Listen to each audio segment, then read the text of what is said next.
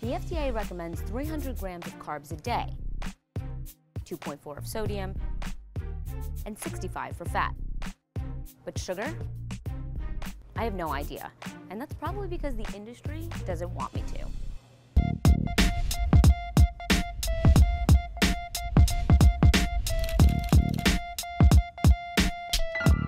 I read nutrition labels. Almost all nutrients have a % daily value that gives consumers a yardstick for how much they should be eating or drinking. Sugar stands out because it doesn't have one. Because the food industry fought against it. The sugar industry is very good at lobbying and very, very good at getting what it wants. Turns out soda companies in the sugar lobby have spent at least $168 million fighting measures like sugar taxes since 2009. Right now, the industry wants the Federal Food and Drug Administration to drop a proposal for labeling sugar. The agency thinks the added information will actually discourage the average American from eating more than 50 grams of sugar a day. Most Americans eat twice the amount of sugar than this particular cap.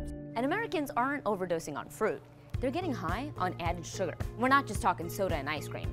Ketchup, 4 grams of sugar per tablespoon. salad dressing, tomato sauce, even cereals that are marketed as healthy. That means this is 24%, a quarter of the amount of sugar that you're allowed to have for an entire day. Fruit juices. Orange juice has as much sugar in it as a soft drink. And how about this one? Bread. But I looked here, wheat, flour, eggs. Sugar is the third ingredient. So every one of these has 10% of the day's sugar allotment. I bet they're delicious. Hypothetically, you can have a cup of this, a cup of this, a teaspoon of that, this, a cup of this, and you're maxed out for the day. Oh, absolutely. Absolutely. I mean, easily, with no right? trouble at all. So that's why food companies are so opposed to having this daily value on the food label, because they know that customers will be shocked when they see how much sugar there is in products where they might not have suspected. The Sugar Association wrote a 17-page letter to the FDA saying that added sugars have the same chemical makeup as naturally occurring ones, pointing out that the term added sugars is misleading and without scientific justification.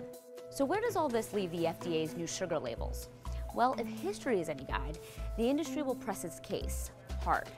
It blocked measures to limit sugar in several states and cities.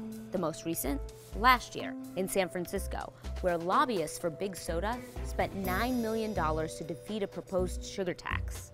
All this means the FDA's proposal is probably toast, the one with the added sugar.